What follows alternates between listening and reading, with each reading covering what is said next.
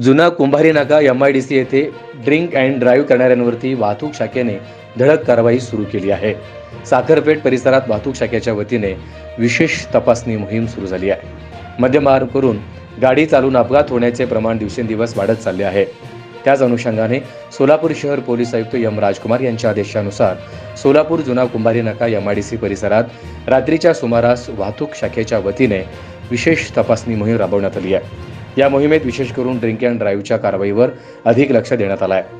या कारवाईत drink and drive करणाऱ्यांवरती कारवाई करण्यात आलं. तसेच अल्पवयीन मुले, विना वाहन परवाना गाडी चालवणे अशांवरती कारवाई करण्यात आली.